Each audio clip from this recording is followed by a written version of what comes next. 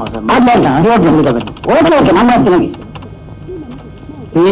ನೀವು ಗುಸುಗುಸು ಯಾರು ಅದು ಬಂದಿದ್ದು? ಅವರು ಹೋಮ್ ಮಿನಿಸ್ಟರ್ ಕಡೆ ಅವ್ರಿ. ಹೋಮ್ ಮಿನಿಸ್ಟರ್ ನನ್ನ ಅರ್ಜೆಂಟ್ ಆಗಿ ನೋಡ್ಬೇಕಂತ. ಯಾಕಂತಾರೆ? ಅದು ಇದು ಅಡ್ಜಸ್ಟ್ಮೆಂಟ್ ಕೆಲಸ ಅವರಲ್ಲ ನೋಡ್ರಿ. ಇಷ್ಟೆಲ್ಲ ಅಡ್ಜಸ್ಟ್ಮೆಂಟ್ ಇಟ್ಕೊಂಡಿರೋರು ನಿಮ್ಗೆ ಹೋಗಿ ಎಲ್ಲೂ ಅಡ್ಜಸ್ಟ್ ಮಾಡ್ಲಿಲ್ವೇ ನೀವು? ರಾಜೇಂದ್ರ, ನಿಮ್ಗೆ ವಿಷಯ ಗೊತ್ತಿಲ್ವಾ? ಸಾಹೇಬ್ರಿಗೆ ಹೇಳಿ ಅಡ್ಜಸ್ಟ್ ಮಾಡಿ ಆ ಕೆಲಸ ಕೊಡ್ತಿದ್ದು ನಾನೋರಿ. ಹೌದಾ? ಅಡ್ಜಸ್ಟ್ಮೆಂಟ್ ಅನಂತಯ್ಯ ಅಂದ್ರೆ ಮುಗಿದೇ ಹೋಯ್ತು. ನೀವೇನು ಮಾಡಲ್ಲ. ನಿಮ್ ವಿಷಯ ಯಾರು ಗೊತ್ತಿಲ್ಲ. ಸರಿಯಾಗಿ ಹೇಳಿದ್ರು ಬ್ರಹ್ಮಚಾರಿ. ನನಗೆ ಯಾರು ಗೊತ್ತಿಲ್ಲ. MP, MLA, NLC ಇತ್ಯಾಕೆ ಸಿನಿಮಾ ಪ್ರೊಡ್ಯೂಸರ್ಗಳೇ ಗೊತ್ತು ರೀ. ಅನಂತಯ್ಯನವರು. ಹಾಗಾದ್ರೆ ನಮ್ ನಾಗರಾಜ್ ಯಾವ್ದಾದ್ರು ಒಂದು ಚಾನ್ಸ್ ಕೊಡ್ಸ್ಬಾರ್ದಾ? ಜನಕಯ್ಯ, ಯಾಕೆ ಅವನ ಹೆಸರನ್ನ ಅಪಭ್ರಂಶ ಮಾಡ್ತೀರಾ? ಅವನ ಹೆಸರು ಬದಲಾಯಿಸ್ಕೊಂಡ್ರೆ ಗೊತ್ತಿಲ್ವಾ? ಅಣ್ಣ ಅವರ ಹೆಸರಲ್ಲಿ ಮೊದಲೆರಡು ಅಕ್ಷರ, ಅನನ್ನ ಹೆಸರಲ್ಲಿ ಕೊನೆ 2 ಅಕ್ಷರ, ಇವೆರಡನ್ನು ಸೇರಿಸಿ ರಾಜ್ನಾಥ್ ಅಂತ ಇಟ್ಕೊಂಡಿದ್ದಾನೆ. ನಿಮಗ್ ಗೊತ್ತಿಲ್ವೇನ್ರಿ? ಹಾಗಾದ್ರೆ ಇವ್ರನ್ನ ಈ ಥರಾನೇ ಮಹಾನ್ ಕಲಾವಿದರಾಗ್ತಾರೆ. ರೀ ಅನಂತಯ್ಯವ್ರೆ, ಇವ್ರಿಗೂ ಎಲ್ಲಾದ್ರೂ ಸ್ವಲ್ಪ ಅಡ್ಜಸ್ಟ್ ಮಾಡಬಾರ್ದಾ? ಅದನ್ನ ಹೇಳೋಣಂತಿದ್ದೆ ನೋಡ್ರಿ.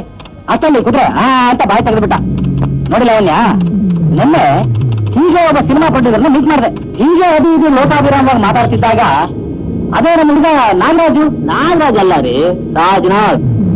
ಅವನ ರಾಜ್ನಾಥ್ ಅವನ್ನ ಪ್ರೊಡ್ಯೂಸರ್ಗೆ ಅಡ್ಜಸ್ಟ್ ಮಾಡ್ಬಿಟ್ಟೆ. ಹೌದಾ? ಹಾಗಾದ್ರೆ ಹೀರೋನಾ? ಮತ್ತಿನೇನು ಹೀರೋನೇನ್ರಿ?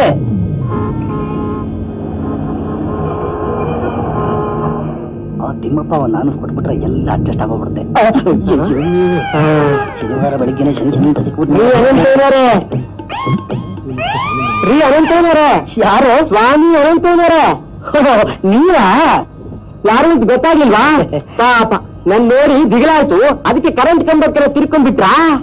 ಏನಿಲ್ಲ ಸ್ವಾಮಿ, ಇಷ್ಟೊಂದು ಹಣ ಕಬಳಿಸೋ ಕರೆಂಟು ಕನ್ನಡ ಪಿಕ್ಚರ್ ಬಂದಾಗಲೇ ಕೈ ಕೊಟ್ಬಿಡುತ್ತಲ್ಲ ಅಂತ ಯೋಚನೆ ಮಾಡ್ತಿದ್ದೆ ಅಷ್ಟೇ.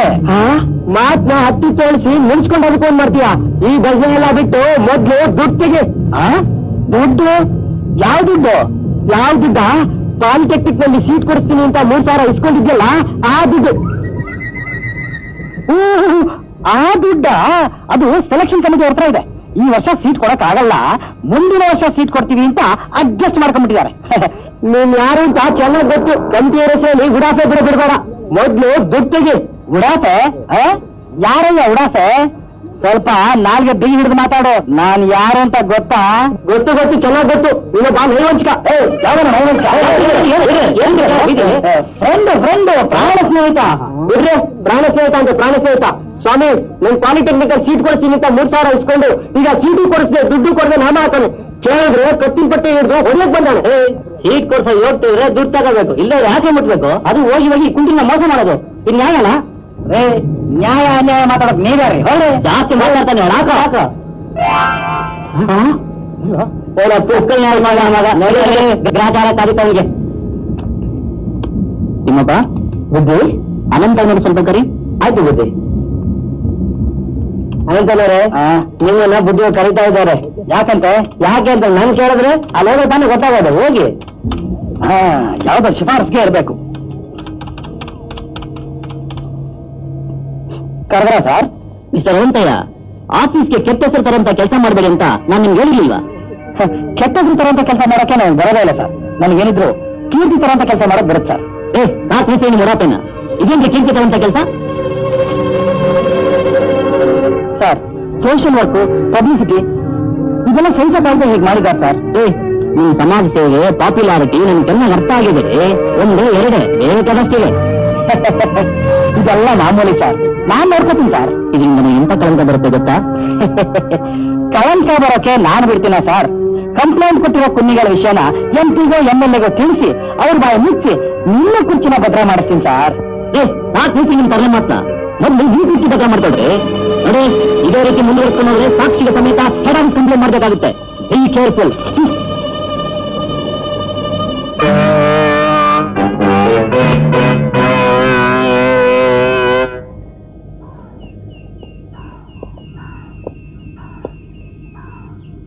ಈ ಮನೆ ಓನರು ಎಂತ ದೇವರಂತ ವ್ಯಕ್ತಿ. ಗೃಹ ಪ್ರವೇಶನೂ ಮಾಡಿ ಮುಗಿಸಿದ್ದಾರೆ. ಇನ್ನ ನನ್ನ ಪ್ರವೇಶ ಮಾತ್ರನೇ ಬಾಕಿ ಇರೋದು. ಸಾರ್ ಸಾರ್, ಯಾರು ಯಾರು ಬೇಕಾಗಿತ್ತು ನಿಮ್ಗೆ? ಈ ಮನೆ ಓನರ್ ಬೇಕಾಗಿತ್ತು. ಈ ಮನೆ ಓನರು ನಾನೇ. ತಮಾಷೆ ಮಾಡಬೇಡಿ. ಈ ಮನೆ ನನಗೆ ಚೆನ್ನಾಗಿ ಗೊತ್ತು. ಏನ್ರಿ ನಿಮ್ಗೆ ಗೊತ್ತಿರೋದು? ಲಕ್ಷಾಂತರ ಹೆಸರು ಈ ಬಗಲ ಕಸಿರೋ ದೀಪ ನಾನೇ, ಗೊತ್ತಾಗಿಲ್ರಿ? ಅನಂತಯ್ಯ ಅಲ್ವಾ ಸರ್ ಓನರು? ಅನಂತಯ್ಯ ಅಲ್ಲ ರೀ, ಆನಂದಯ್ಯ. ನಾನೇ ಈ ಮನೆ ಓನರ್. ನಿಜನಾ ಸರ್? ಈ ಆನಂದಯ್ಯ ಯಾವತ್ತು ಅಸತ್ಯ ಹಿಡಿಯಲ್ಲ ರೀ. ಮತ್ತೆ ನಾನು ಓನರ್ ಅಂತ ಆ ಟೋಪಿ ಹಾಕೊಳ್ಳೋ ಅನಂತಯ್ಯ 10,000 ರೂಪಾಯಿ ಅಡ್ವಾನ್ಸ್ ತಗೊಂಡ ಸರ್. ನೀನ್ ತುಂಬ ಒಬ್ಬ ಅಷ್ಟನ್ನೆಲ್ಲ ರೆಡಿ ಮಾಡ್ತಿದ್ದೀನಿ ಸರ್. ಅಯ್ಯೋ ಹೆಡ್ಡ, ಟೋಪಿ ಹಾಕೊಂಡಿರೋದು ಅವನಲ್ಲ, ಟೋಪಿನ ನಿಮ್ಗೆ ಹಾಕಿದ್ದಾನೆ. ಮೊದಲು ಹೋಗಿ ಆ ಬೆಳ್ಳೆದಾಸನ ನಾಳೆ ಬಾರಿಸಿ ಅಡ್ವಾನ್ಸ್ ಹಣನ ವಾಪಸ್ ತಗೋ. ಹೌದಾ ಸರ್? ಹೌದು.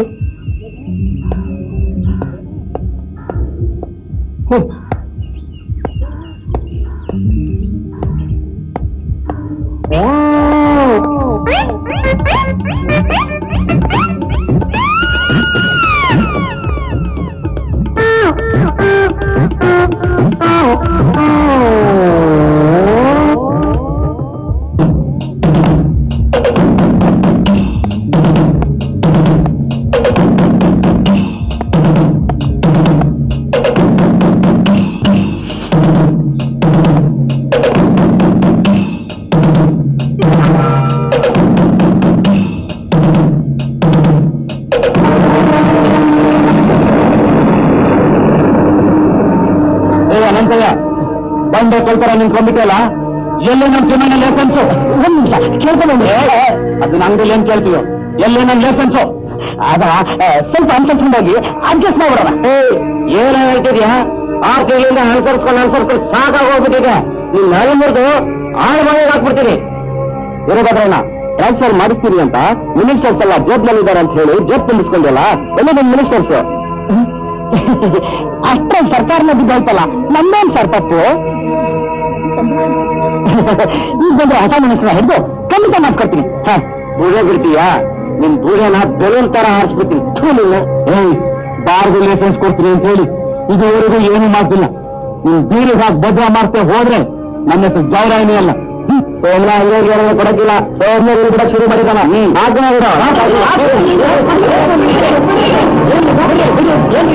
ಅನಂತಯ್ಯ ಏನಿದು? ಇವರೆಲ್ಲ ಅವರಪ್ಪನ ರೋಡ್ಸು ಇಂದಿನ ಮುಂದಿನ ಹಾಕನ್ ಚಟ್ಟ ಅವರೇ ಯಾಕ್ರಿ? ನೋಡಿ ಸರ್, ಲೈಸೆನ್ಸ್ ಕೊಡ್ತೀವಿ, ಟ್ರಾನ್ಸ್ಫರ್ ಮಾಡ್ತೀವಿ ಅಂತ ನಮ್ಮ ದುಡ್ಡು ಇಸ್ಕೊಂಡು ನಿಮ್ಗೆ ಟೋಪ್ ಹಾಕ್ಬಿಟ್ಟಾನ್ ಸರ್. ಏ ಸ್ವಾಮಿ, ನಿಮ್ ಕೊಡ್ಬೇಡ ಹಣ ನಾವು ಕೊಡ್ತೀವಿ, ನೀವು ಹೋಗ್ತೀರಾ? ನೋಡಿ, ನಿಮ್ ಮುಖ ನೋಡ್ಕೊಂಡು ತುಂಬ ಹೋಗ್ತಾ ಇದೀವಿ. ನಿಮ್ ನೋಡ್ಕೊಂತೀನಿ ಹೋಗಿ ಸ್ವಾಮಿ. ನೀನ್ ಅನಂತಯ್ಯ ಏನ್ರಿ ಇದು? ಸುಮ್ಮನೆ ಬಿಟ್ಬಿಡ್ತೀನಿ. ತಗೊಳ್ಳಿ ನೋಡ್ರ, ನಿಮ್ ಬಗಲ ಮಾತು ಬೀಗಿರ ಅಂತ ಮಾಡಿಸ್ತು. ಇನ್ನೆಲ್ಲ ಸರಿಯಾಗಿ ಕಲ್ತ್ಕೊಳ್ರಿ ಅನಂತಯ್ಯ. ಯಾರು ಯಾರಲ್ಲ ಏನಂತ ನಿಜ ಹೇಳಿ ಅನಂತಯ್ಯ. ಆಗ್ಲೇ ಹೇಳಿಲ್ವಲ್ರಿ ಇವೆಲ್ಲ ಅವರಪ್ಪನ ಕಡೆಯವರು ಅಂತ. ಸುಳ್ಳು ಹೇಳೋದಕ್ಕೂ ನೀತಿ ಇದ್ದಾರೆ ಅನಂತಯ್ಯ. ಸುಮ್ಮನೆ ಕಲ್ತ್ಕೊಳ್ರಿ. ಬ್ರಹ್ಮಚಾರಿ, ಮಧ್ಯಾಹ್ನ ಆಫೀಸ್ ನಲ್ಲಿ ಎಷ್ಟು ಎಗರಾಡ ಅಂತ ಎಲ್ರಿಗೂ ಗೊತ್ತಿದೆ. ಎಲ್ಲ ಮಿನಿಸ್ಟರ್ ಇನ್ಫ್ಲೂಯೆನ್ಸ್ ತಂದು ಅವನ ಕುರ್ಚಿಗೆ ಸಂಸ್ಕಾರ ತಂದ್ಬಿಡ್ತೀನಿ ಅಂತ ಬಾಡಿಗೆ ಗುಂಡಾಗ ಕಲ್ಸಿ ಅಂದ್ರೆ ತುಂಬಾ ನಿಮ್ ಮೆಂಟಾಲಿಟಿ ನಿಮ್ದು. ನಮ್ ಬಾಸ್ಗೂ ಇದಕ್ಕೂ ಯಾವ ಸಂಬಂಧನೂ ಇಲ್ಲ ಅಂತ ನನಗೆ ಚೆನ್ನಾಗಿ ಗೊತ್ತು. ಸಂಬಂಧ ಇದಾಗಲ್ರ, ನೀವೆಲ್ಲ ಸ್ವಲ್ಪ ಕೋಆಪರೇಟ್ ಮಾಡಿದ್ರೆ ಪ್ರೂವ್ ಮಾಡಿ ತೋರಿಸ್ತೀನಿ. ನಿನ್ ತುಂಗಿಗೆ ತಲೆದಿದೆ ಅಂತ ಮಂತ್ರಲ್ಲ ನಾವು. ಅಮರಪ್ಪನ ತಲೆ ಹತ್ತಿರ ಆಮಲ್ನ ಹೇಗೆ ಇಳಿಸ್ಬೇಕು ಅಂತ ನನಗ್ ಗೊತ್ತು. ಇನ್ ಸ್ವಲ್ಪ ದಯವಿಟ್ಟು ಕೋಆಪರೇಟ್ ಮಾಡಿ. ಇನ್ನೂ ಕೋಆಪರೇಟ್ ಮಾಡ್ಬೇಕಾ? ಯಾರು ನಂಬಲ್ಲ, ಯಾರು ಕೋಆಪರೇಟ್ ಮಾಡಲ್ಲ. ಸಾಹೇಬ್ರಿಗೆಲ್ಲ ಗೊತ್ತಿದ್ರು ಕುಂತರ ಕಣ್ಣು ಕೂತಿರ್ತಾರೆ ಗೊತ್ತಾ? ನಿಂದು ಓವರ್ ಆಯ್ತು. ಸಾಹೇಬ್ರು ಕರೆದು ಚುಮ್ಮಾರಿ ಹಾಕಿದ್ರು. ಆ ಕೋಪಕ್ಕೋಸ್ಕರ ಈ ಡ್ರಾಮಾ ಕ್ರಿಯೇಟ್ ಮಾಡ್ತಾ ಇದ್ಯಾ ಅಂದ್ರೆ ನೀವ್ ಯಾವ ಜೊತೆ ಕೋಆಪರೇಟ್ ಮಾಡಲ್ಲ. ಸರಿ, ಅವನಿಗೆ ಹೇಗೆ ಬುದ್ಧಿ ಕಲ್ಸ್ಬೇಕು ಅಂತ ನನಗೆ ಗೊತ್ತು.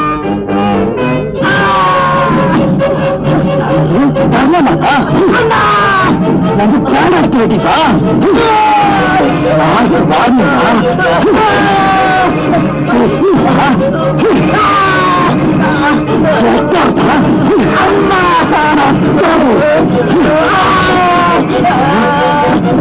ಖಾಲಿ ಮಾಡ್ತೀರಾ?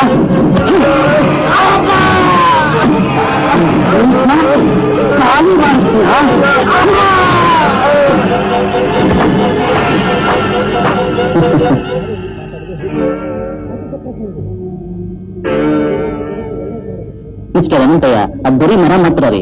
ನೋಡಿ, ಸ್ವಯಂ ನಾನೇ ಬಂದಿದ್ದೀನಿ. ನನ್ನೆಲ್ಲ ಸ್ಕೋಪ್ ಇದ್ರೆ ನನ್ನನ್ನು ಕೊಂದಾಕಿ. ಯಾಕೆ ಸುಮ್ಮನಾಗಂತಯ್ಯ? ಆ ಮರನ ಕೊಚ್ಚಾಗಿದ್ದಕ್ಕೆ ನಿಮ್ಮ ಕೋಪ ಶಕ್ತಿಯನ್ನು ಮುಂದೈತಾ? ಬನ್ನಿ, ಕಮ ನನ್ನ ಕೊಂದು ಸಂತೋಷ ಪಡಿ. ಇಷ್ಟೇ ಪರಿಣಾಮಕಾರಿ ಆಫೀಸಲ್ಲಿ ಕೆಲಸ ಮಾಡಿ ನಿಮ್ಮ ದಕ್ಷತೆನ ಸಾಧಿಸಿ ಮಾಡಬಹುದು. ಆದ್ರೆ ನೀವು ನನಗೆ ಕ್ರೋಧಿ ಅಂತ ತುಂಬ ಕೊಟ್ಟಿಲ್ಲ. ನೋಡಿ, ಕ್ರೋಧ, ಮತ್ಸರ, ಕೋಪ ನಮ್ಮ ನಾಗರಿಕತೆಗೆ ಒಂದು ಶಾಪ. ಈಗಿನ ಕಾಲದಲ್ಲಿ ಕೆಲಸ ಸಿಗೋದೇ ಕಷ್ಟ. ಇರೋ ಕೆಲಸ ನೀವು ಉಳಿಸ್ಕೊಳ್ಬೇಕು ಅನ್ನೋ ಅಭಿಮಾನ ನನ್ನ ಮನಸ್ಸಲ್ಲಿ ಇಟ್ಕೊಂಡು ನಿಮ್ಮನ್ನು ಪರಿವರ್ತಿಸಬೇಕು ಅಂತ ಸ್ವಲ್ಪ ಗಡಿಸಾಗಿ ಮಾತಾಡೋದಷ್ಟೇ. ನೀವು ಆಫೀಸಲ್ಲಿ ಮಾಡೋದು ಎಷ್ಟೋ ತಪ್ಪುಗಳನ್ನ ನಾನು ಕ್ಷಮಿಸಿದ್ದೀನಿ. ನನ್ನ ಒಂದು ತಪ್ಪನ್ನ ನೀವು ಕ್ಷಮಿಸಿ.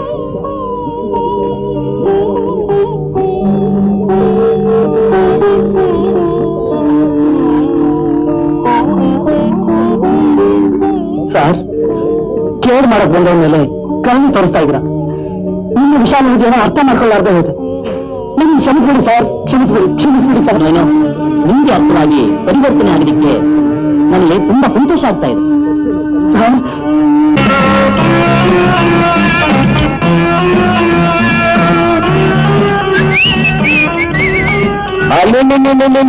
ಇದೇನೋ ಆಯ್ತು ನಿಮ್ ವೇಷಭೂಷಣ? ಏನಪ್ಪ, ಯಾವ್ದಾದ್ರು ಶೂಟಿಂಗ್ ಆಗಿದ್ದಾನಪ್ಪ? ಇನ್ನು ತಿರುಪತಿಗೆ ಹೋಗಿದ್ದೆ, ಶೂಟಿಂಗ್ ಮುಗಿಸ್ಕೊಂಡು ಇಲ್ಲಿಗೆ ಸೀದಾ ಬರ್ತಾ ಇದ್ದೀನಿ. ಅಪ್ಪ ರಾಜನಾಗ ಆಯ್ತೇನಪ್ಪ ಶೂಟಿಂಗ್? ಮತ್ತೆ ಆಗದೆ ಇರುತ್ತಾ? ಪರವಾಗಿಲ್ಲಯ್ಯ, ಏನು ಅಡ್ಜಸ್ಟ್ ಮಾಡ್ಬಿಟ್ಟಿದ್ಯಾ? ಅಡ್ಜಸ್ಟ್ ಮಾಡಿದೆ ನೀನು, ಎಲ್ಲ ನಿನ್ ಇನ್ಫ್ಲೂಯೆನ್ಸ್. ಅದ್ ಸರಿ, ಯಾವ ಸೀನ್ ಮಾಡಿದೆ? Love scene. ಹೇಳು ರಾಜನಾಗ್, ಹೇಳು. ನನ್ನ ಪ್ರತಾಪ ಸಿನಿಮಾ ರಂಗದಲ್ಲಿ ಹೇಗಿದೆ ಅಂತ ಎಲ್ರಿಗೂ ಹೇಳು. ನಾನು ಸ್ಟುಡಿಯೋ ಹೋಗಿದ್ದೆ, ಎಲ್ರು ನನ್ನ ಹತ್ರ ಬಂದ್ರು, ಡೈರೆಕ್ಟರ್ ಬಂದ್ರು. ನಿಮ್ ಥರ ಸಂಸ ಹೀರೋನ ನಾನು ನೋಡೋಲ್ಲ ಅಂದ್ರು. ಟ್ಯಾಲೆಂಟ್ ಬಗ್ಗೆ ಅಬ್ಬಾ, ಪ್ರೊಡ್ಯೂಸರು ಸುಸ್ತು. ಶೂಟಿಂಗ್ ಸ್ಟಾರ್ಟ್ ಆಯ್ತು, ಡೈರೆಕ್ಟರ್ ಆಕ್ಷನ್ ಅಂದ್ರು. ಹೀರೋಯಿನ್ನು ಹಾಗೇ ನನ್ನ ಹತ್ರ ನಡ್ಕೊಂಡು ಬಂದ್ಲು. ನನ್ನ ಒಪ್ಪಿಕೊಂಡು, ನೀನೇ ನನ್ನ ಬಾಳಿನ ದೇವರು, ನೀನೇ ನನ್ನ ಜೀವದ ಜೀವ, ನೀನಿಲ್ಲದ ಈ ಜಗತ್ತೇ ಶೂನ್ಯ ಅಂತ ಡೈಲಾಗ್ ಹೊಡೆದು ಡೈರೆಕ್ಟರ್ ಕಟ್ಟಂದ್ರು. ನೀನು ಬಂದಿದ್ದೆ. ನೋಡಿದ್ರ ನಮ್ ರಾಜನಾಥ್ ಪ್ರತಾಪ ಹೇಗಿದೆ ಅಂತ? ನೋಡ್ತಾನೆ ಇದೀವಿ. ಅಚ್ಚರಿ ರಾಜನ, ನಿಮ್ ಕೆನ್ನೆ ಮೇಲೆ ಏನದು ಕೆಂಪಣ್ಣ? ಅದು ಇದೆಲ್ಲ, ಅದು ಹೀರೋಯಿನ್ ಕೊಟ್ಟು ಕಿಸ್ಸು. ನೋಡಿ ಕಾಣ್ತಾರ.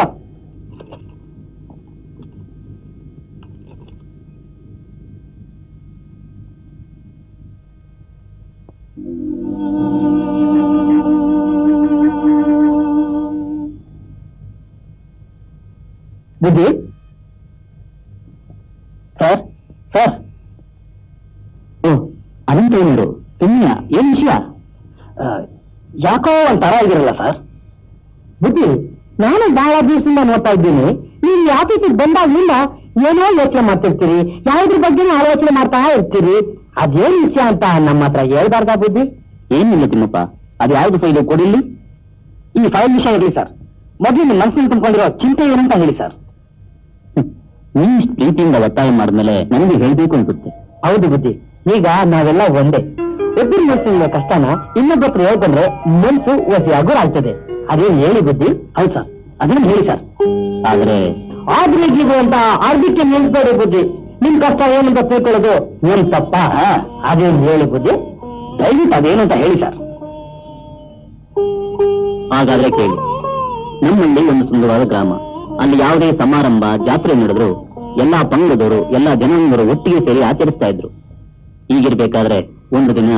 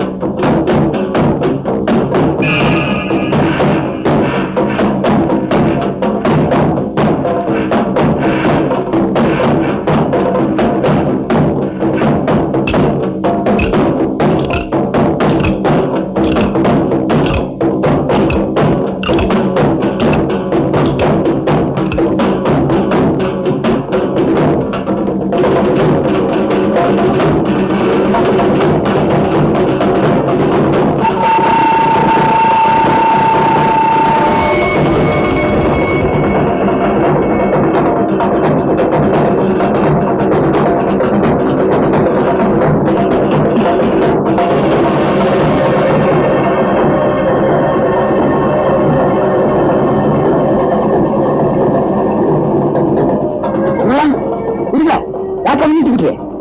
ನೋಡ್ದೇನೋ ಎಲ್ಲ ಹಾಳಾಗೋಯ್ತಲ್ಲೋ. ಅಂಥದ್ದೇನಾಯ್ತು ಗುರುಗಳ? ಇನ್ನೇನಾಗಬೇಕು? ಈಗ ಆಗಿದ್ ಸಾಲ್ದೇನೋ? ಮಂಕ್ ಮುಂದೆ ನೀವೇನು ಹೇಳ್ತಿದ್ದೀರ ಗುರುಗಳ? ನನಗೊಂದು ಗೊತ್ತಾಗಿಲ್ಲ.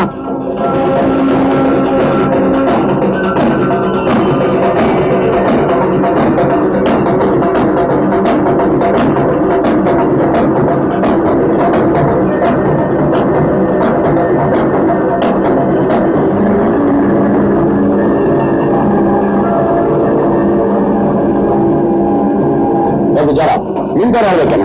ಇಟ್ಕೊಳ ಗೊತ್ತಾಗಿಲ್ವೇನೋ? ಅವಿಬೇಕಿ ನಮ್ಮೂರ್ನ ಆಚಾರ ವಿಚಾರ ಮೇಲು ಕೀಳು ಎಲ್ಲ ಕುಲಿಗೆಟ್ಟು ಹೋಯ್ತಲ್ಲೋ. ಆ ಹುಲಿ ವೇಷ ಹಾಕಿದ ಕೀಳು ಕುಲಿದವರು ಮಂಗಳಾರತಿ ತಗೊಂಡಿದ್ದು ಅಲ್ಲದೆ ದೇವರ ಕುಂಕುಮನ ಹೊಡೆದು ಹಚ್ಕೊಂಡಲ್ಲೋ. ನಮ್ಮೂರ ದೇವರಿಗೆ ಮೈಗೆ ಆಗೋಯ್ತಲ್ಲ. ಏನು ಬಂತಪ್ಪ ಗ್ರಹಚಾರ? ಇಷ್ಟು ವರ್ಷ ನನಗೂ ನೋಡಿ ನೋಡಿ ಸಾಕಾಗೋಯ್ತು. ನಮ್ಮೂರ್ನ ಧರ್ಮಾಧಿಕಾರಿಯಾದ ನಾನು ಈ ಮೈಗೆನ ತೆಗಿಲೇಬೇಕು.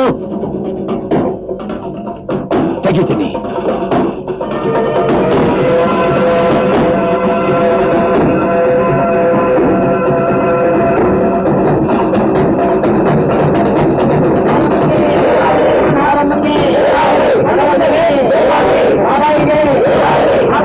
ಬಂದೇ ಬರ್ತೀನಿ, ಪೂಜೆ ಮಾಡ್ತೀನಿ. ಬರಲೇಬೇಕಲ್ಲ?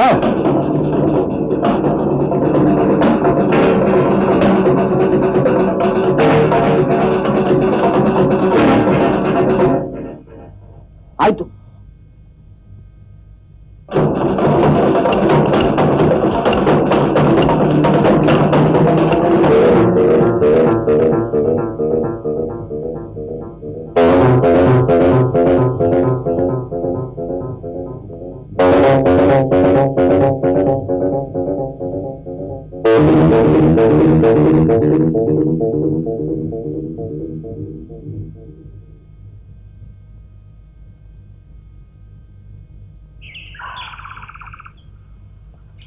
ಗೌಡ್ರೆ ಗೌಡ್ರೆ, ಎಲ್ಲ ಕೆಲ್ಸ ಅಲ್ಲ ಬುದ್ಧಿ, ಮೆರವಣಿಗೆ ಮೊದಲು ನಿಮ್ ಬೀದಿ ಕಡೆ ಹೋಗ್ಬೇಕು ಅಂತ ತೀರ್ಮಾನ ಆಗಿದ್ರೆ ಮಸಲತ್ತು ಮಾಡಿ ಆ ಅಮರಪ್ಪನು, ಆ ಸಾವುಕಾರರು, ಆ ಕೀಳ್ಕುಲ್ದರೆಲ್ಲ ಸೇರ್ಕೊಂಡು ಅವ್ರ ಬೀದಿ ಕಡೆ ಕರ್ಕೊಳ್ತಾ ಬುದ್ಧಿ. ನಿಮ್ ದೊಡ್ಡಕ್ಕೆ ಮಳುಪಾಲಾಯ್ತು ಅಂತ ಊರ್ ಜನಗಳೆಲ್ಲ ಆಡ್ಕೊಂತ ಬುದ್ಧಿ. ಹೌದಲ್ಲ? ಹೌದು ಬುದ್ಧಿ. ಬರ ಕಾ ಬೈರ ಬಂದ್ರ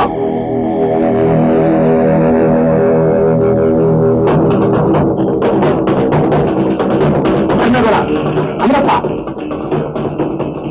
ಮೆರವಣಿಗೆ ಮೊದಲು ನಮ್ ಬೀದಿ ಕಡೆ ತಿರುಗಿಸಿ. ಸಿಗಲಿಂಗೌಡ, ಈ ಊರಿಗೆ ದೊಡ್ಡ ಕುಲ ನಾನು.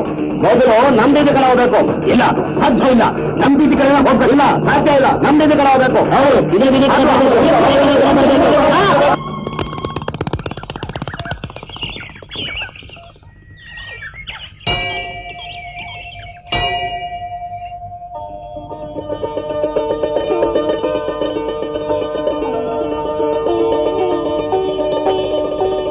ಯಾಕೆ ಪೂಜಾರಿ ಹಾಗೆ ಇಟ್ಕೊಂಡ್ರಿ?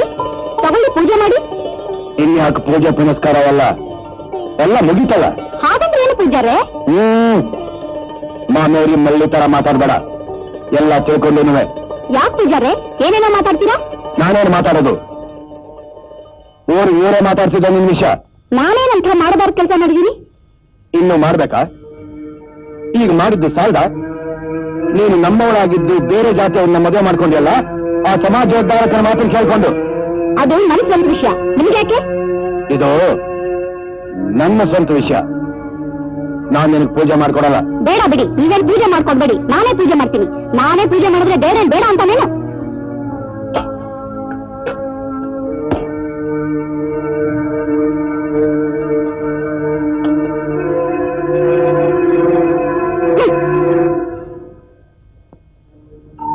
ಎಲ್ಲ ಸೊಕ್ಕಿನ ಹೆಣ್ಣೆ, ಇಷ್ಟು ಮುಂದುವರಿದ್ಯಾ ನೀನು? ನಿನ್ನ ಸೊಕ್ಕನ್ನ ಹೇಗ್ ಮರಿಬೇಕು ಅಂತ ನನಗ್ ಗೊತ್ತು. ನಮಸ್ಕಾರ ಸ್ವಾಮಿ. ಏನಮ್ಮರಪ್ಪ, ಕೆಳಗಿನ ಕೇರಿಯವ್ರನ್ನೆಲ್ಲ ಇಲ್ಲಿವರೆಗೂ ಕರ್ಕೊಂಡ್ ಬಂದಿದೀಯಾ?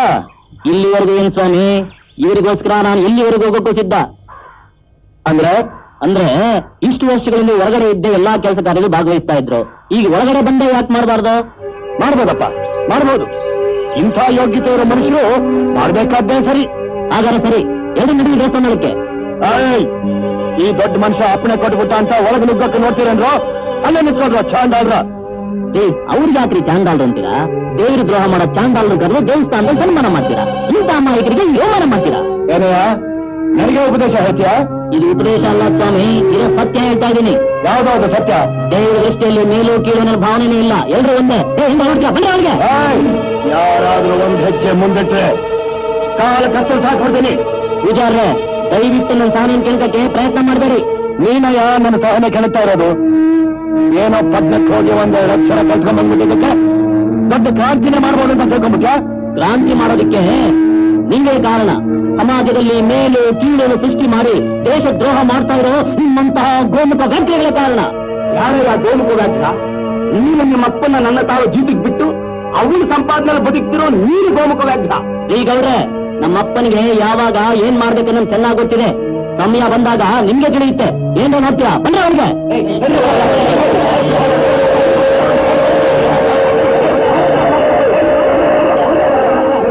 ಅಯ್ಯೋ ಅಯ್ಯೋ, ಎಲ್ಲ ಹಾಳಾಗೋಯ್ತಲ್ರಿ ಗೌಡ್ರೆ. ಅಯ್ಯೋ, ದೇವಸ್ಥಾನ ಎಲ್ಲ ಅಪವಿತ್ರ ಆಗತ್ತಲ್ರಿ. ಇಷ್ಟಾದ್ರೂ ನೋಡ್ತಾನೆ ನಿಂತಿದ್ರಲ್ಲ ಗೌಡ್ರೆ. ನಿಂತ್ಕೊಡ್ರ. ಬಂದ್ರ.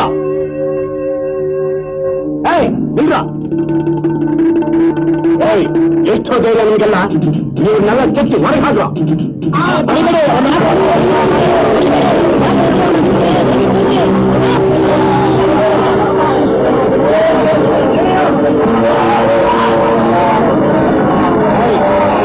ಮಕ್ಕಳನ್ನ ಸಂಪರ್ಕ.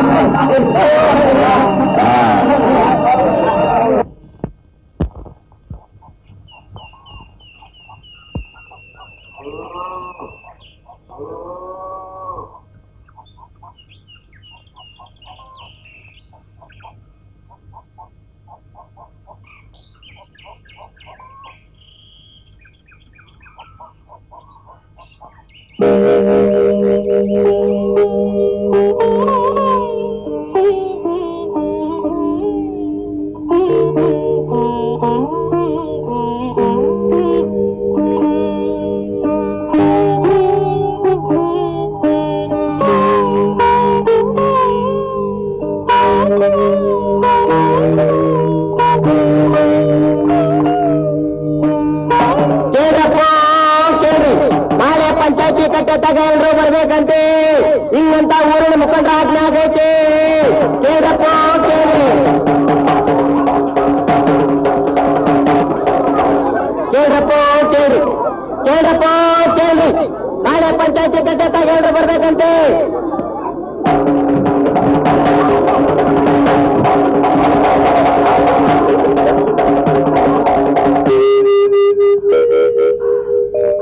ಏನೋ ಎಲ್ಲರೂ ಬಂದಂಗ ಆಯ್ತೇನಾ?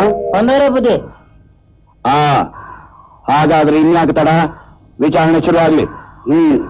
ಏನಮ್ಮಪ್ಪ, ಸದ್ದು ಗದ್ದಲ ಕಾಣದೆ ಶಾಂತವಾಗಿದ್ದು ನಮ್ಮ ಊರಲ್ಲಿ. ಈ ನಡುವೆ ಊರೇ ತಲೆ ತಗ್ಸಂಗೆ ಏನೇನೋ ಗಲಭೆಗಳು ನಡೆದು ಹೋದು.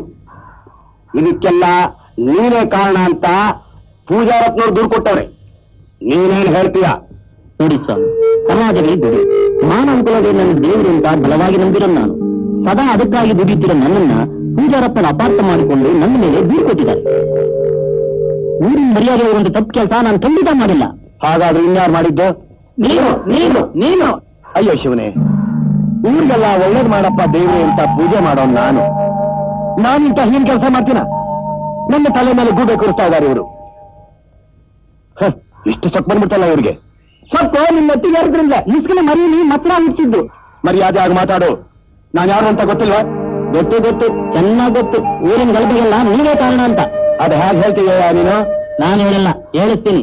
ಲೇ ಕೆಂಚ, ಊರಬ್ಬದ ದಿವಸ ಮುಖಂಡ್ರು ಗಲಾಟೆ ಆಗಿ ಮೆರವಣಿಗೆ ನಿಂತೈತಲ್ಲ, ಅದಕ್ಕೆ ಯಾರು ಕಾರಣ ಅಂತ ಪಂಚಾಯತಿ ಕಟ್ಟೆಯಲ್ಲಿ ನೀನು ಹೇಳು.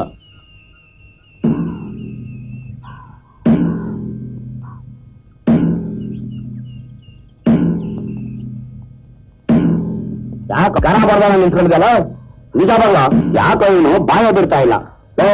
ಚಾಟಿ ತಾಂಬಾರ ರೇ ಧರ್ಮೇಗೌಡ್ರೆ, ಚಾಟಿ ಗೀಟಿ ಏನು ಬೇಡ, ವೀಳ್ಯ ಕೊಡಿ.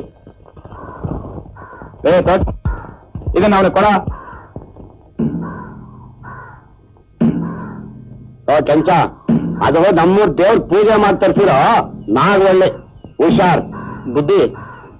ಅವತ್ತೂರ್ ಜಾತ್ರೆ ದಿನ ಮೆರವಣಿಗೆ ವಿಷಯದಾಗೆ ದೊಡ್ಡೋರ್ ಕುಡುಗಳೆಲ್ಲ ಸೇರಿ ವ್ಯಾಜ್ಯ ಮಾಡಂಗೆ ನೀನ್ ಕಿತಾಪತಿ ಮಾಡ್ಬೇಕಂತೆ ಅಂತ ಪೂಜಾರಿ ರತ್ನ ಹೇಳ್ ಕಳ್ಸವ್ರೆ ಅಂತ ಅವ್ರ ಶಿಷ್ಯ ಬಂದಂಗೆ ಹೇಳ್ದ. ನಾನು ಹಂಗೆ ಮಾಡಿದೆ, ನನ್ ದೇವ್ರು ತೆಪ್ಪಿಲ್ಲ. ಯಾಕೆ ಪೂಜಾರ್ರೆ ತಲೆ ತಗ್ಸ್ಬಿಟ್ರಿ? ಈಗ ಮಾತಾಡಿ. ಇನ್ನೆಲ್ಲಿ ಮಾತಾಡೋದು? ಬಂಡವಾಳ ಬಯಲಾಯ್ತಲ್ಲ. ನಮ್ ತಂದೆ ತಾಯಿ ಹತ್ರ ಬಂದು ನಮ್ ಮದುವೆ ನಿಲ್ಸೋ ಪ್ರಯತ್ನ ಪಟ್ಟವ್ರಲ್ವೇ ನೀವು? ಇನ್ನೆಲ್ಲಿ ತಲೆ ಎತ್ತದು? ಭೇದಭಾವನೆ ಇಲ್ದಂತ ನಮ್ಮೂರಲ್ಲಿ ಮೇಲು ಕೀಳು ಒಂದು ವಿಷ ಬೀಜ ಬಿತ್ತರು ನೀವು. ನಿಮ್ಮ ಅಂತವ್ರು ಕೊಟ್ಟು ಪಂಚಾಯತಿ ಸೇರಿಸಿ ನಾವೇ ಕೇಳ್ಬೇಕಾಗಿತ್ತು. ಆದ್ರೆ ಇದನ್ನೆಲ್ಲ ಅಮರಪ್ಪನ ಕೊಳ್ಳೆ ಸಿಕ್ಬಿಡೋಣ ಅಂತ ಮಾಡಿದ್ರಿ. ಅದು ನಿಮ್ಗೆ ಒಳ್ಳೆ ಹೋಗಾಯ್ತು. ನಾಚಿಕೆ ಆಗಲ್ಲ ನಿಮ್ಗೆ? ನಾಚಿಕೆ ಅವನು ಕೇಳಿ. ನಾನು ಊರಿನ ಧರ್ಮಾಧಿಕಾರಿ ಅಂತ ಹೇಳಿ ಹೇಳ್ಕೊಂಡು ಬೋಲ ಧರ್ಮದ ಕೆಲಸ ಮಾಡೋರೆ.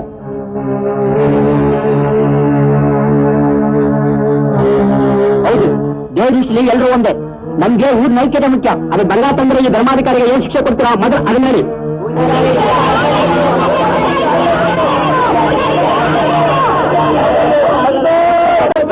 ಯಾರು ಗಲಾಟೆ ಮಾಡಬೇಡಿ, ಕೂತ್ಕೊಳ್ಳಿ ಸ್ವಲ್ಪ.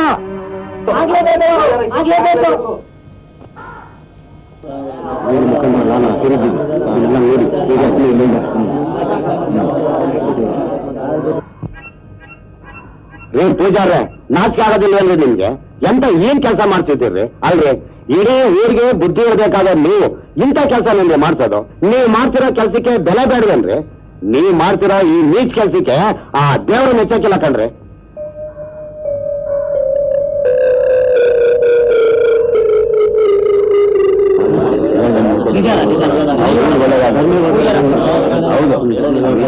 ನೋಡ್ರಪ್ಪ, ಎಲ್ಲರೂ ಚೆನ್ನಾಗಿ ಕೇಳಿಸ್ಕೊಳ್ಳಿ. ನಮ್ಮೂರ್ ದೇವಸ್ಥಾನ ಪೂಜಾರ ಅನ್ನೋ ಒಂದೇ ಒಂದು ಕಾರಣದಿಂದ ನಾವೆಲ್ಲರೂ ಇವ್ರನ್ನ ಕ್ಷಮಿಸ್ಬಿಡೋಣ. ರೇ ಪೂಜಾರ್ರೆ, ಇದೊಂದ್ ಸಾರಿ ನಿಮ್ಮನ್ನ ಕ್ಷಮಿಸಿದ್ದೀವಿ, ತಗೊಳ್ಳಿ.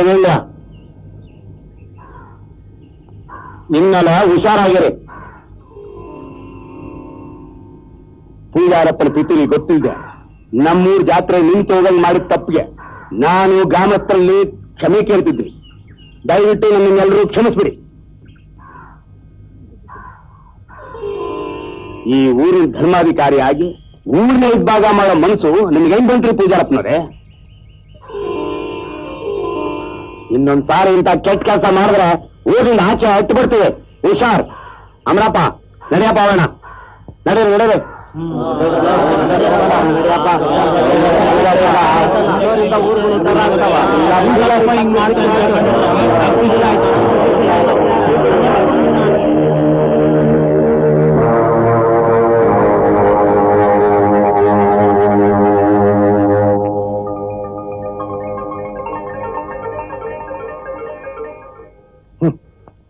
ಊರ್ನ ಮುಖಂಡರ ಜೊತೆ ಎಲ್ಲರೂ ಸೇರ್ಕೊಂಡು ನನ್ನ ಹಾಸ್ಯ ಮಾಡೋ ಹಾಗಾಗ್ಬಿಟ್ರು. ನನ್ನನ್ನ ಹೀಯಾಳಿಸೋ ಹಾಗಾಗ್ಬಿಟ್ರು. ನೋಡ್ದೇನೋ? ಇನ್ನೇನು ಮಾಡಕ್ಕಾಗಲ್ಲ ಗುರುಗಳೇ. ನಿಮ್ ಬೇಳೆಕಾಳು ಬಣ್ಣ ಊರ್ ತುಂಬಾ ಬಯಲಾಗೈತೆ. ಇನ್ ಮುಂದೆ ನಿಮ್ ಬೇಳೆಕಾಳು ಏನು ಬೇಯಲ್ಲ. ಯಾರನ್ನ ಯಾರು ಬೇಯಿಸ್ತಾರೆ ಅಂತ ನೋಡ್ತಾ ಇರೋ ಕಾದು. ಮಗ, ನೀಯತ್ತ ಕೆಲಸ ಮಾಡಿ ಒಳ್ಳೆ ಹೆಸರು ತಗೋ. ಅದ್ಯಾವ ನಿಮ್ಗೆ ಒಳ್ಳೇದ್ ಮಾಡಿ. ಆಗ್ಲಪ್ಪ, ನಾನ್ ಓದಿ ಅಂತೇಳಿ ನೀವು ಸುಮ್ಮನೆ ಇದ್ಬಿಡ್ಬೇಡಿ. ನಿಮ್ ಸಮಾಜ ಸೇವೆನ ಮುಂದುವರಿಸಿ. ಅಮ್ರಪ್ಪ, ಪಟ್ಟಕ್ಕೆ ಹೋಗ್ತಾ ಇದ್ಯಾ? ಕೆಲಸದ ಇದೆಲ್ಲ ಇದ್ದು ನಿಮ್ ಮೈ ಕೆಡ್ಸ್ಕೋಬೇಡ. ಸ್ವಲ್ಪ ಆರೋಗ್ಯ ಕಡೆ ಗಮನ ಕೊಡಪ್ಪ. ನಾನಿಲ್ಲೇ ಇದ್ರು ನನ್ನ ಮನಸ್ಸು ಇಲ್ಲೇ ಇರುತ್ತೆ ಅಂತ ತಿಳ್ಕೊಳ್ಳಿ. ಅಪ್ಪ, ನಾನಿನ್ ಬರ್ತೀನಿ. ಯಾವ್ದು ಒಳ್ಳೇದ್ ಮಾಡ್ಲಿ. ಬರ್ಲಾ? ಬರ್ತೀನಿ. ಬರ್ಲ ಅಮರಪ್ಪ, ಕಾಗ ಬರಿತಾ ಇರೋ.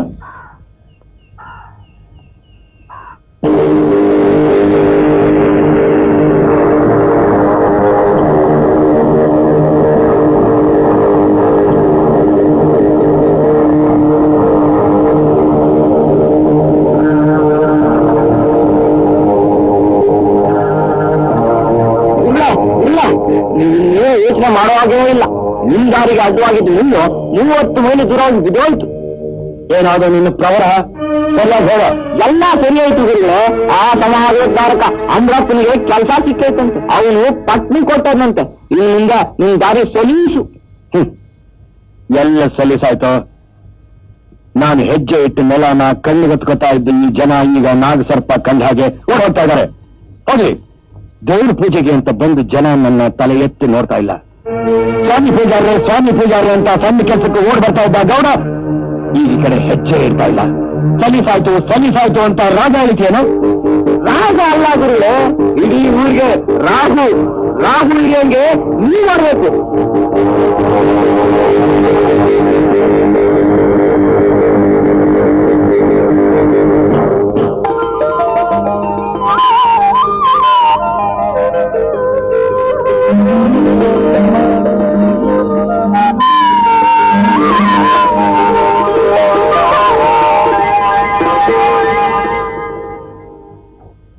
ಸಾಹೇಬ್ರಿದಾರ?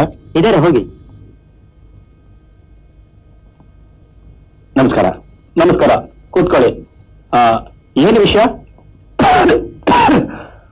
ನಮ್ಮೂರು ತುಂಬಾ ಕೆಟ್ಟೋಗಿದೆ. ಸದಾ ಕುರುಕ್ಷೇತ್ರ ನಡೀತಾ ಇರುತ್ತೆ. ಇದೆಲ್ಲ ಬಿಟ್ಬಿಡಿ, ಅನ್ಯೋನ್ಯವಾಗಿರ್ಬೇಕು ಅಂತ ನಾನು ಹೇಳಿದ್ದಕ್ಕೆ ಊರೇ ನನಗೆ ಹಾಗೆ ಆಗಿದೆ. ನನ್ನ ಪರಿಸ್ಥಿತಿ ಹೇಗಿದೆ ಅಂದ್ರೆ ನನ್ನ ನೆತ್ತಿ ಮೇಲೆ ತೂಗು ಕತ್ತಿ ಇಟ್ಟಾಗಿದೆ. ಅದು ಕಳಚ್ಕೊಂಡು ನನ್ನ ತಲೆ ಮೇಲೆ ಯಾವಾಗ ಬೀಳುತ್ತೋ ಅಂತ ತುಂಬಾ ಹೆದರಿಕೆ ಆಗಿದೆ ಸರ್. ನಾನು ನಿಮ್ಮ ಹತ್ರ ಬಂದ ವಿಷಯ ನಮ್ಮ ಹಳ್ಳಿಗರಿಗೆ ಗೊತ್ತಾದ್ರೆ ನನ್ನ ಪ್ರಾಣಕ್ಕೆ ಭಯ, ಅಪಾಯ ಇದೆ ಸರ್. ಮುಂದೆ ನನಗೇನಾದ್ರೂ ಆದ್ರೆ ನೀವೇ ಜವಾಬ್ದಾರಿ ಸರ್. ಅಲ್ರಿ, ಊರೇ ಹಾಗೆ ಆಗಿದೆ ಅಂತ ಹೇಳ್ತಾ ಇದ್ದೀರಾ. ಆ ಊರಲ್ಲಿ ನಿಮ್ಗೆ ಅಭಿಗಳಾರು, ಮುಖ್ಯಸ್ಥರಾರು ಅಂತ ಹೇಳೇ ಇಲ್ವಲ್ರಿ? ಅವರು ನೋಡಿ, ನೀವು ಅವ್ರ ಹೆಸರು ಹೇಳದೆ ಹೋದ್ರೆ ಅವ್ರ ಮೇಲೆ ಆಕ್ಷನ್ ತಗೋಬೇಕಾಗೋದಿಲ್ಲ. ಅವ್ರ ಮೇಲೆ ಆಕ್ಷನ್ ತಗೋಬೇಕಾದ್ರೆ ನಿಮಗೆ ಅನುಮಾನ ಇರೋ ವ್ಯಕ್ತಿ ಮೇಲೆ ಒಂದು ಕಂಪ್ಲೇಂಟ್ ಬರ್ಕೊಡಿ. ಸರಿ ಸ್ವಾಮಿ.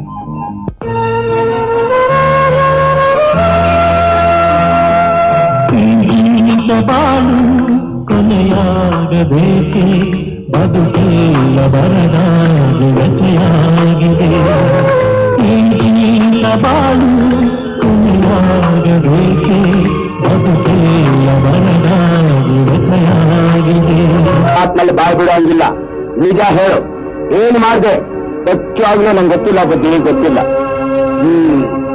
ನನ್ನ ತಿಂದು ನನಗೆ ಹೊರಬಾಗಿತ್ತೀಯಾ? ನಿಜ ಹೇಳ್ತೀಯೋ ಇಲ್ವೋ? ನಿಜಿದ್ರೆ ಕೊಂಡು ಬಿಡ್ತೀನಿ. ದೇವರಾಣಿಗೂ ನಂಗೆ ಗೊತ್ತಿಲ್ಲ, ಗೊತ್ತಿಲ್ಲ. ಮಾಡೋದೆಲ್ಲ ಮಾಡ್ಬಿಟ್ಟು ಸುಮ್ಮನೆ ಬಗೆಡ್ತಿದ್ದೀಯಾ? ಎಲ್ಲಿಟ್ಟಿದ್ದೀಯಾ ಹೇಳು. ದೇವರಾಣಿಗೂ ನಂಗೆ ಗೊತ್ತಿಲ್ಲ, ಅಮ್ಮ. ಅಯ್ಯೋ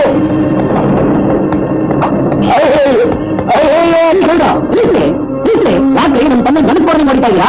ಇದೇ ಕೆಲಸ ನಾನು ನಿಮ್ಗೆ ಮಾಡಿದ್ರೆ ನಿಮ್ಗೆ ಎಲ್ಲಿ ಕೆಲಸ? ಕಳ್ತನ ಮಾಡಿದ್ದಕ್ಕೆ ನಮ್ಮಪ್ಪ ಜೀವಿತಾಗಿರ್ಬೋದು, ಆದ್ರೆ ಕಳ್ಳ ಅಲ್ಲ. ನಮ್ಮಪ್ಪ ಏನು ಅಂತ ನನಗೆ ಚೆನ್ನಾಗಿ ಗೊತ್ತು. ಏನ್ರಿ ಒಡವೆಗಳೆಲ್ಲ ಪೆಟ್ಟಿಗೆಲ್ಲ ಇರ್ತೀರಿ? ಅನ್ಯಾಯವಾಗ ಮುದ್ಕೊಂಡು ಹೊಡೆದ್ಬಿಟ್ರಲ್ರಿ. ಇದು ಗೌಡ್ರೆ, ಈಗಾದ್ರೂ ಗೊತ್ತಾಯ್ತೇನ್ರಿ ನಮ್ಮಪ್ಪ ಇಂಥವ್ರಂತ. ನಿಮ್ಮಂತ ಕೊದ್ದಿಗೆ ಶ್ರೀಮಂತರಿರೋದಂದ್ರೆ ನಮ್ಮಪ್ಪನಂತ ಜೀತದಾಳಗಳು ಅದೆಷ್ಟೋ ಜನ ನಿರ್ಗತಿಗರು, ಬಡಬಗ್ಗರು ಕಳ್ತನದ ಆರೋಪಣೆ ಹೊತ್ತು ಬಲಿಪಡಿಸಿದ್ದಾರೆ. ನಿನ್ನಂತ ಕಟಗಿನ ಬಳಿ ನಮ್ಮಪ್ಪ ನೀನು ಕ್ಷಣ ಬಿಡೋದಿಲ್ಲ. ನಮ್ಮಪ್ಪ ನೀನು ಕೊಡಬೇಕಾದ ದುಡ್ಡು ತಂದಿದ್ದೀನಿ. ಓ ಪತ ತನಮ್ಮ.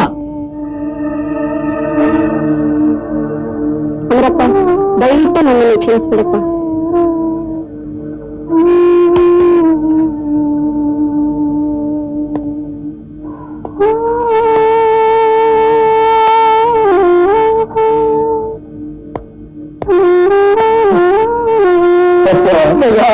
ಕ್ಷಮಿಸಿರಪ್ಪ.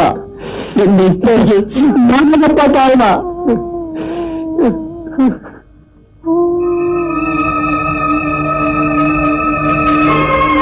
ಅಮರಪ್ಪ,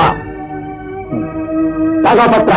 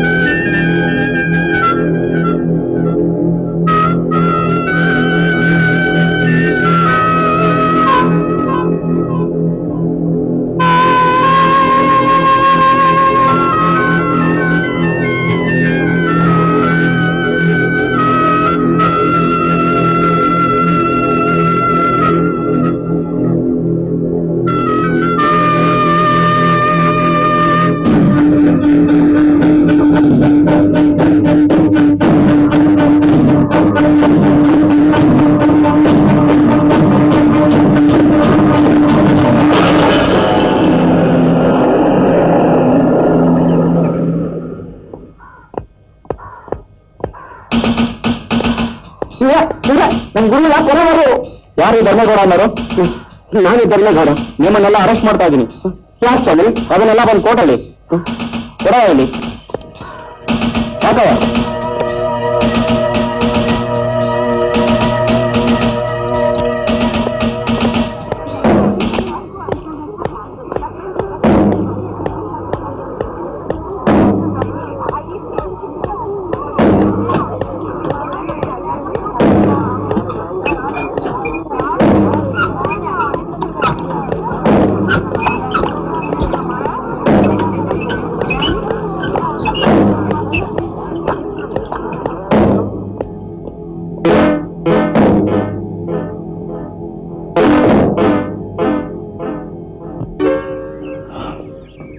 ಜೀವನದಿಂದ ಬಿಡುಗಡೆ ಆದ್ಮೇಲೆ ಮತ್ತೆ ಬಂಧನಕ್ಕೊಳಗಾದ್ರು.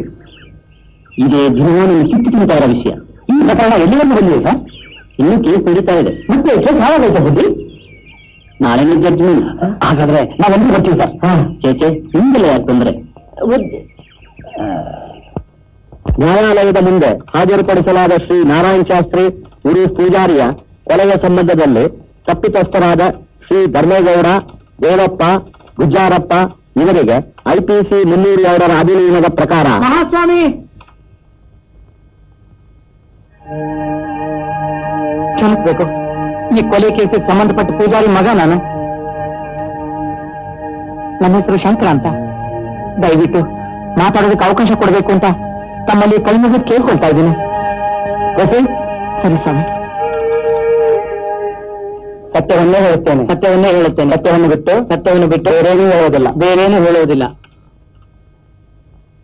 ಸ್ವಾಮಿ, ಎಲ್ಲಾ ಧರ್ಮದವರು, ಎಲ್ಲಾ ಜಾತಿಯವರು ಒಂದೊಂದೇನು ಅಣ್ಣ ತಮ್ಮಂದ್ರಾಗಿ ಬಾಳ್ತಾ ಇದ್ದು ನಮ್ಮ ಹಳ್ಳಿ. ಸುತ್ತಮುತ್ತಲಿನ ಎಲ್ಲಾ ಹಳ್ಳಿಗೆ ಒಂದು ಮಾದರಿ ಗ್ರಾಮ ಆಗಿತ್ತು. ಎಲ್ಲರ ಜೊತೆ ಹೊಂದ್ಕೊಂಡು ಹೋಗ್ತಾ ಇದ್ದು ನಮ್ಮ ಅಪ್ಪ ಇದಕ್ಕೆ ಹಳೆಯ ವಿನಾಕಾರಣ ಕಾಲಿನ ಸರ್ಪದ ಹಾಗಾದ್ರು.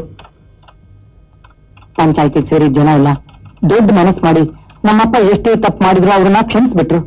ಆಮೇಲಾದ್ರೆ ನಮ್ಮ ಅಪ್ಪನಿಗೆ ಹಳ್ಳಿ ಜನರ ಬಗ್ಗೆ ಕಾಳಜಿ ಬರಬೇಕಾಗಿತ್ತು. ಆದ್ರೆ ಅವ್ರು ತಮ್ಮ ದೇಹ ತುಂಬಾ ಕಿಚ್ಚನ್ನು ತುಂಬಿಕೊಂಡ್ರು. ಹೀಗೆ ಕೆಲವು ದಿನಗಳು ಕಳೆದ ಮೇಲೆ ನಮ್ಮಪ್ಪ ಒಂದು ದೊಡ್ಡ ರೋಗಕ್ಕೆ ತುತ್ತಾದ್ರು. ಇನ್ನು ಉಳಿಯೋದಿಲ್ಲ ಅಂತ ಅವ್ರಿಗೆ ತಿಳಿದು ಹೋಯ್ತು. ಅಷ್ಟೊತ್ತಿಗಾಗ್ಲಿ ಅವರೊಂದು ಯೋಜನೆ ಸಿದ್ಧಪಡಿಸ್ಕೊಂಡಿದ್ರು. ಒಂದು ದಿನ ನೀವು 3 ಕರೆದು ಹೀರೋದ್ರಿಂದ ನಾನು ಹೆಚ್ಚು ದಿವಸ ಬದುಕಲಾರೆ. ಅದಕ್ಕೆ ನಿಮ್ಮ ಹತ್ರ ಒಂದು ಮುಖ್ಯವಾದ ವಿಷಯ ಹೇಳಬೇಕು ಅಂತಿದ್ದೀನಿ. ನಾನು ಇವ್ರಿಗೆ ಮಾಡಬಾರದು ದ್ರೋಹ ಮಾಡ್ಬಿಟ್ಟೆ. ಅವ್ರು ದೊಡ್ಡ ಮನಸ್ಸು ಮಾಡಿ ನನ್ನ ಕ್ಷಮಿಸ್ಬಿಟ್ರಿ. ನಂಗೆ ಶಿಕ್ಷೆ ಕೊಡ್ಲಿಲ್ಲ. ಶಿಕ್ಷೆ ಕೊಟ್ಟಿದ್ದಿದ್ರೆ ನನ್ಗೆ ಪಶ್ಚಾತ್ತಾಪ ಆಗಿ ನನ್ನ ನೋವು ಶಮನ ಆಗ್ತಿತ್ತು. ಆದ್ರೆ ನೀವು ಹಾಗೆ ಮಾಡ್ಲಿಲ್ಲ. ನೀನು ಪಾಪಿ, ನಿನ್ ಶಿಕ್ಷೆ ಆಗ್ಲೇಬೇಕು ಅಂತ ನನ್ನ ನರನಾಡಿಗಳೆಲ್ಲ ಕುಂತಾ ಇವೆ. ಅದಕ್ಕೆ ನಿಮಗೆ ಕೈ ಮುಗಿದು ಕೇಳ್ಕೊತೀನಿ, ನನಗೆ ಶಿಕ್ಷೆ ಕೊಟ್ಬಿಡಿ. ಆಗ ನನ್ನ ಮನಸ್ಸಿಗೆ ಶಾಂತಿ ಸಿಗುತ್ತೆ. ನನ್ನ ಮನಸ್ಸಿನ ತಾಪ ನೀಡಬೇಕು ಅಂದ್ರೆ ನೀವು ಶಿಕ್ಷೆ ಕೊಡ್ಲೇಬೇಕು. ಈ ನಿಮ್ ಸ್ಥಿತಿಯಾಗ ನಾವು ಶಿಕ್ಷೆ ಕೊಟ್ರೆ ನಾವು ಮನುಷ್ಯರಾಗ್ತೀವ ಸ್ವಾಮಿ? ಆ ಶಿವ ಮೆಸ್ತಾನ? ನನ್ನಂತ ಪಾಪಿಗೆ ಶಿಕ್ಷೆ ಕೊಡೋದ್ರಿಂದ ದೇವರು ಖಂಡಿತ ನಿಮ್ಮನ್ನು ಮೆಚ್ಕೋತಾನೆ.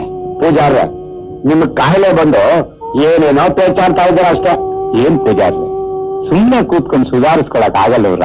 ನೀವು ಶಿಕ್ಷೆ ಕೊಡೋದಕ್ಕಾಗುದಿಲ್ವಾ? ಪೂಜಾರ, ಮತ್ತೆ ಗೀಗಿ ಪದ ತೆಗೆದ್ರೆ ನೀವು ಸಮಾಧಾನ ಮಾಡ್ಕೊಂಡು ಕೇಳಿ. ಈಗ ನನಗೆ ಶಿಕ್ಷೆ ಕೊಡಬೇಡಿ. ನಂದೊಂದು ಕೊನೆಯ ಆಸೆ ಇದೆ, ಅದನ್ನ ನೆರವೇರಿಸ್ಕೊಡಿ. ಅದೇ ನೋಡಿ ನಡ್ಸ್ಕೊಡೋಣ. ಶಂಕರ ಪ್ರಸಾದ ತಗೊಂಬರ.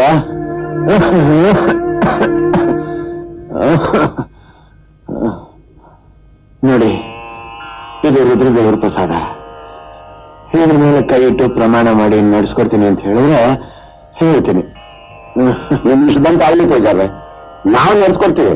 ಈಗ ನನ್ನ ಮನಸ್ಸಿಗೆ ಸಮಾಧಾನ ಆಯ್ತು. ಈಗ ಹೇಳ್ತೀನಿ ಕೇಳಿ.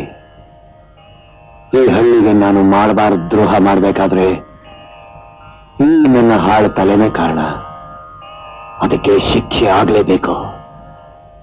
ಹೀಗೋದ್ರಿಂದ ನಾನು ಹೆಚ್ಚು ದಿವಸ ಬದುಕ್ಲಾರೆ.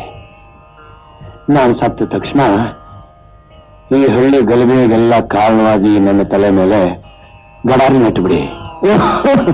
ಹಾಗಾದ್ರೂ ನನ್ನ ಆತ್ಮಕ್ಕೆ ಶಾಂತಿ ಸಿಗುತ್ತೆ. ಹೀಗೆ ನನ್ನ ಕೊನೆಯ ಆಸೆ. ಈ ಅನ್ಯಾಯ ನಮ್ಮ ಕೈಲೇ ಆಗಕ್ಕಿಲ್ಲ. ಆ ಶಿವ ಇಷ್ಟನಾ? ಈ ರೀತಿ ಆ ರುದ್ರದೇವರ ಆಣೆಗೆ ಬಲಿಯಾದ ನಮ್ಮೂರ ಮುಗ್ಧ ಗ್ರಾಮಸ್ಥರು ನಮ್ ತಂದೆ ಸತ್ ಮೇಲೆ ವಿಧಿ ಇಲ್ಲದೆ ಅವ್ರ ಶವದೆತ್ತಿ ಮೇಲೆ ಗಡಾರಿ ತಂದು ಹೊಡೆದ್ರು.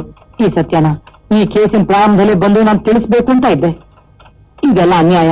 ನಾವು ಬಾಳಿ ಬದುಕಿರೋ ಊರಿಗೆ ದ್ರೋಹ ಮಾಡಬೇಡಿ ಅಂತ ಪ್ರತಿಭಟಿಸಿದ್ದಕ್ಕೆ ಅಗೋ ಅಲ್ಲಿ ಕೂತಿರೋ ನಮ್ಮಪ್ಪನ ಶಿಷ್ಯ ನನ್ನನ್ನ ತೋಟದ ಮನೇಲಿ ಬಂದು ಬೀಣ ಹಾಕಿಟ್ಟಿದ್ದ. ಇವತ್ತು ಬಹಳ ಕಷ್ಟಪಟ್ಟು ಕೆಲವು ಸಹಾಯದಿಂದ ಅಲ್ಲಿಂದ ಬಿಡಿಸ್ಕೊಂಡು ಬಂದು ನಿಜಾಂಶನ ನಿಮ್ಮಲ್ಲಿ ಅರಿಕೆ ಮಾಡ್ಕೊಂಡಿದ್ದೀನಿ. ಇದು ಕೊಲೆ ಅಲ್ಲ ಮಹಾಸ್ವಾಮಿ. ಸತ್ತ ವ್ಯಕ್ತಿಯ ಮಗನಾಗಿ ಕಣ್ಣಾರ ಕಂಡಿದ್ದನ್ನ ನಾನು ಹೇಳ್ತಾ ಇದ್ದೀನಿ. ಇದು ಕೊಲೆ ಅಲ್ಲ, ಸತ್ಯ. ಇವರು ನಿರಪರಾಧಿಗಳು. ಇವರನ್ನು ಬಿಡುಗಡೆ ಮಾಡಿ ನಮ್ಮ ಊರನ್ನು ಕಾಪಾಡಿ. ಇವರು ಕೊಲೆ ಮಾಡಿಲ್ಲ, ಇವ್ರು ನಿರ್ದೋಷಿಗಳು. ಇವ್ರು ಕೊಲೆ ಮಾಡಿಲ್ಲ, ನನ್ನ ಮಾತು ನಂಬಿ. ಇವ್ರು ಕೊಲೆ ಮಾಡಿಲ್ಲ.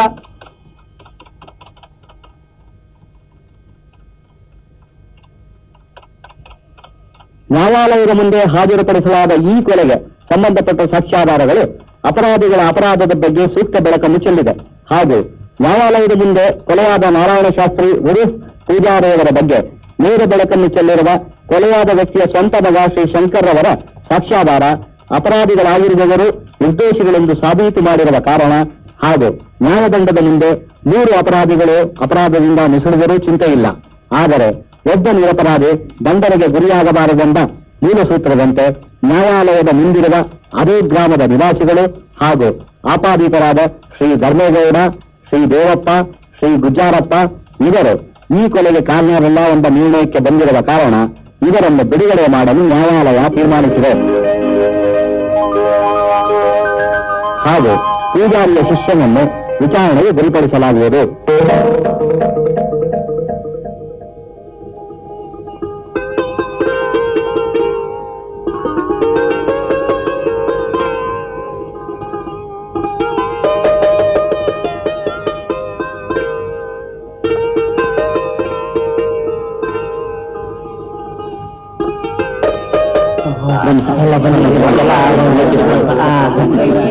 Thank you.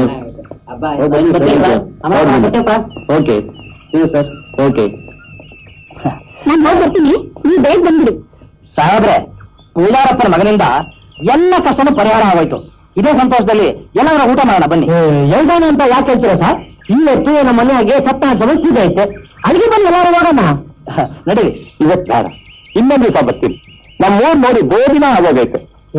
ಯಾಕೆ ಯೋಚನೆ ಮಾಡ್ತಿದ್ದೀರಿ? ಹೊತ್ತಷ್ಟೇ ಬನ್ನಿ. ನಮ್ಮ ಮನೆಗೆ ಬಂದು ಆಮೇಲೆ ಜಲ್ದಿ ಬೇಕಾದ್ರೆ ಹೋಗಿ ಅಂತ ಬನ್ನಿ. ಸ್ವಾಮಿ, ನಮ್ಮ ಸಾಹೇಬ್ರು ಯಾವಾಗಲೂ ನಿಮ್ಮ ಹೆಸರಲ್ಲೇ ಕೊರಗ್ತಾ ಇದ್ರು. ನಿಮ್ಮ ನೋಡಿದ್ಮೇಲೆ ನಿಮ್ಮಂತವ್ರಿಗಿಂತ ಶಿಕ್ಷೆ ಆಗಿದೆ ಅಂತಂದ್ರೆ ನಮ್ಗೆಲ್ಲ ತುಂಬಾ ಸಂಕಟ ಆಗ್ತಾ ಇದೆ. ಈಗಲಾದ್ರೂ ಸಂತೋಷ ನಮ್ಮ ಜೊತೆ ಊಟ ಮಾಡ್ತೀರಾ ಏನಪ್ಪಾ? ನಡಿ ನೋಡೋಣ. ಬಂದ ಬೇಡ ಮನೆಗೆ ಹೋಗೋಣ. ನಡೀರಿ. ಅಮ್ಮ ಲಕ್ಷ್ಮಿ, ಓಸಿ ನೀರು ಕೊಟ್ಟವ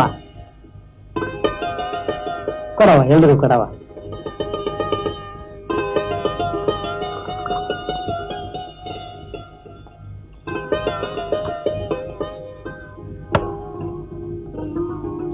ತಿಮ್ಮಣ್ಣ, ಬುದ್ಧಿ, ನಿಮ್ಗೆ ಇಷ್ಟು ದೊಡ್ಡ ಮಗಳಿರೋ ವಿಷಯ ನಮ್ಗೆ ಗೊತ್ತೇ ಇರ್ಲಿಲ್ವಲ್ರಿ? ಹೆಂಗ್ ಹೇಳ್ಕೊಳ್ಳೋದು ಬುದ್ಧಿ? ಬಡವ ನಿಮ್ ಹೊರಗೆ ಹೋಗಿರುವಂತ ಇಂಜಿನಿಯರ್ ಮಾಡಿರೋ ಗಾದೆನೇ ಆಯ್ತಲ್ಲ. ತಿಮ್ಮಣ್ಣ, ನಾನ್ ನಿಮ್ ಮನೆ ಉಂಡು ತಿಂದು ಸಂತೋಷ ಹೋಗದಂದ್ರೆ ಒಂದ್ ಷರತ್ ಐತಪ್ಪ. ಆಯ್ತು, ಅದೇನು ಹೇಳ್ದವಣ್ಣ? ಉಂಡು ಹೋಗ್ತಾನೆ ಕೊಂದು ಹೋಗ್ತಾನೆ ಅಂತ ಯಾರು ತಪ್ಪು ತಿಳ್ಕೋಬೇಡಿ. ಇವತ್ತು ಆ ದ್ಯಾವ್ರೆ ಇಲ್ಲಿ ಕಳಿಸ್ತಾ ಅಂತ ಕಾಣುತ್ತೆ.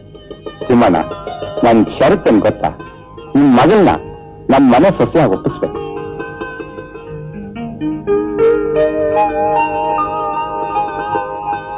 ಯಾಕೆ ತಿಮ್ಮಣ್ಣ ಮಾತಾಡ್ತಾ ಇಲ್ಲ? ದ್ಯಾವನವ್ರೆ, ನೀವೆಲ್ಲಿ ನಾನೆಲ್ಲಿ? ನಾನು ನಿಮ್ ಮಗನ ಆಫೀಸ್ನಲ್ಲಿ ಕೆಲಸ ಮಾಡೋ ಜವಾನ.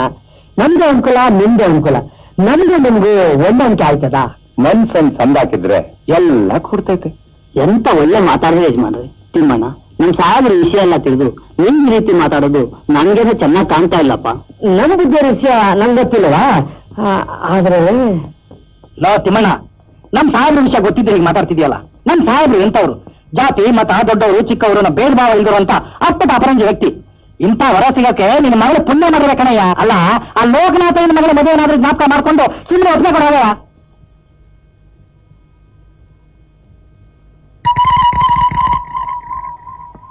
ಸರ್, ಇದ್ರಲ್ಲಿ ಯಾವುದೂ ಅಡ್ಡಿ ಇಲ್ಲ ಸರ್. ಆದ್ರೆ ನೀವು ಇದುವರೆಗೂ ಅವನ ಹತ್ರ ಏನು ಮಾತಾಡ್ಲಿಲ್ವಲ್ಲ, ಅದೇ ಅವನಿಗೆ ಅನುಮಾನ ಆಗಿರೋದು. ಅಷ್ಟೇನಾ? ನೋಡಿ, ನಮ್ಮ ಅಪ್ಪನ ಸಂತೋಷನೇ ನನ್ನ ಸಂತೋಷ. ಆಗ್ಬೋದಮ್ಮ ಅವನವರೇ? ಅಂತ ನಮ್ಗೆಲ್ಲ ಒಂದು ಒಳ್ಳೆ ಊಟದ ವ್ಯವಸ್ಥೆ ಆದಾಗ ಆಯ್ತು. ಬಾ ಬಾ ಬಾ ಬಾ.